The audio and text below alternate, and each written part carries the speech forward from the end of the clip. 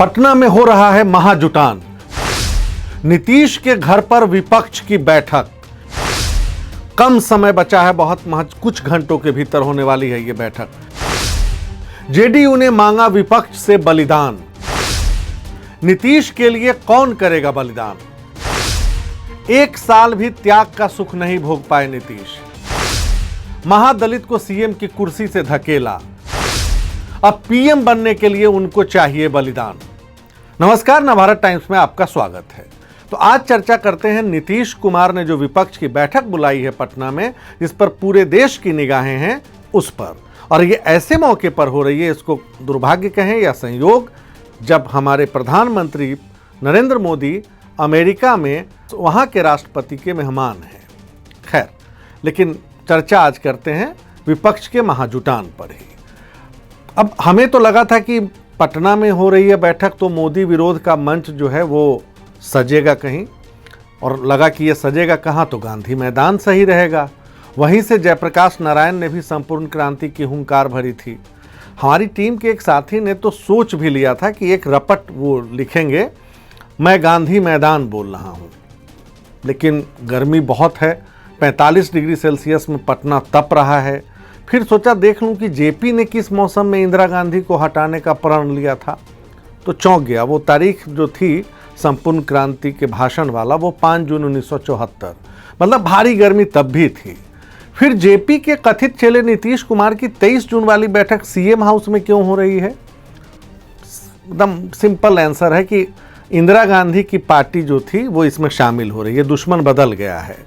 तब जनसंघ और जेपी साथ हुए थे, आज कांग्रेस और जेपी के चेले साथ हैं। इसलिए गांधी मैदान वैचारिक द्वंद्व पैदा कर सकता था। इस महाजुटान का नतीजा क्या निकलेगा पता नहीं, लेकिन शामिल होने वाले और नहीं होने वाली पार्टियां दोनों अलग अलग सुर में हैं। अरविंद केजरीवाल की शर्त है कि केंद्र सरकार के अध्यादेश पर समर्थन की घोषणा कांग्रेस कर दे, तो कांग्रेस के बिहार अध्यक्ष राहुल गांधी को पीएम कैंडिडेट बता रहे हैं। उधर अधीर रंजन कह रहे हैं कि उनको ममता बनर्जी से मदद की ज़रूरत नहीं है। ममता कह रही है कि कांग्रेस और सीपीएम ने हाथ मिलाया तो खैर नहीं। ये तो हुई शामिल होने वाली पार्टियों की बात। अब जो नहीं आ रहे हैं इसमें, उनका क्या?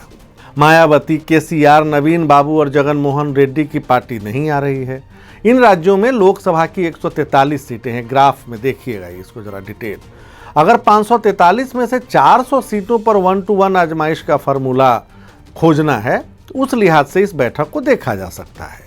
लेकिन क्या इन 400 सीटों के अंदर भी इतने अंतर विरोध हैं कि नीतीश कुमार ये कर पाएंगे? खैर, तेलंगाना में देखिए, उड़ीसा में 21 सीटें, तेलंगाना 17, आंध्र प्रदेश 25 और यूपी 80। ये कुल 143 सीटों वाले जो राज्य हैं, वहाँ के छत्रप कोई न कोई नहीं आ रहे नीतीश की मीटिंग में। लेकिन उससे अलग चलते हैं। एक पेच फंस गया है। वैसे उत्तर प्रदेश और पश्चिम बंगाल में कई पेच हैं, और इस मायने में महागठबंधन बिहार का ही आदर्श है, जहां मोटे तौर पर कांग्रेस, जेडीयू, आरजेडी और लेफ्ट पार्टियां साथ हैं। माने ये गजब का साथ है। लेकिन कोई किसी को पलटू राम कहता था, कोई भ्रष्टाचारी, कोई जंगल राज का काला चैप्टर, दंगाई, न जाने क्या क्या। अब सब साथ आ गए हैं तो बन गया है महागठबंधन। भाजपा इसको महाठगबंधन कहती है। लेकिन पेच की तरफ लौटते हैं। नीतीश कुमार की पार्टी ने कहा है कि अगर मोदी को हराना है तो बलिदान देना होगा, सभी पार्टियों को स्वार्थ का त्याग करना होगा। लेकिन किसके लिए ये बात केसी त्यागी ने कही? राहुल गांधी, मल्लिकार्जुन खड़गे, शरद पवार, उद्धव ठाकरे, ममता बनर्जी, केजरीवाल, स्टालिन और जो भी आ जाएं। खैर, वैसे त्यागी के इलाके के नेता जयंत चौधरी पारिवारिक कारणों से इस बैठक में नहीं आ रहे हैं। तो किसके लिए ये लोग त्याग करेंगे? नीतीश कुमार के लिए। जिस पार्टी को तेजस्वी यादव बिहार की 40 में से अधिकतम 20 सीटें लड़ने के लिए देंगे, उस पार्टी के नेता के लिए 48 सीटों वाला महाराष्ट्र, 42 सीटों वाला पश्चिम बंगाल और वहां के नेता त्याग करेंगे।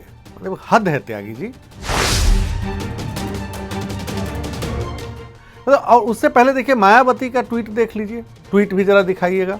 जहां से सत्ता का रास्ता दिल्ली पहुंचता है, वहां की दलित नेता क्या कह रही हैं? दिल मिले नहीं और हाथ मिलाने चल दिए। अब उधर देखिए, पीडीए मतलब पिछड़े दलित और अल्पसंख्यकों का फॉर्मूला बढ़ाकर अखिलेश यादव 80 सीटों पर भाजपा को हराना चाहते हैं। उनको भी त्याग की डिमांड है। वो कह रहे हैं कि यूपी में सभी विरोधी दल सपा को सभी सीटों पर समर्थन दें। फिर नीतीश कुमार के लिए त्याग कौन करेगा? त्यागी जी की त्याग की डिमांड दंभ से दरअसल भरा हुआ है। कांग्रेस जैसी राष्ट्रीय पार्टी से वो बलिदान चाहते हैं। मतलब राहुल गांधी पटना में कह दें कि नीतीश कुमार प्रधानमंत्री पद के उम्मीदवार बन जाए, उनका समर्थन है। कमाल है भाई। सत्ता का सुख भोग रहा शख्स एक ऐसे नेता से भी बलिदान की मांग कर रहा है जिसकी दाढ़ी अपनी बारी के इंतजार में पक चुकी है, जो अपनी बारी के लिए 3800 किलोमीटर की पदयात्रा कर चुका है।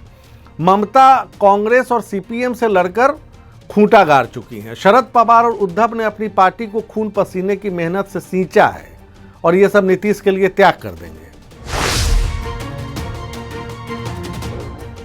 बात करना अच्छी बात है। त्याग और बलिदान की परंपरा भारतीय संस्कृति में पुरानी है।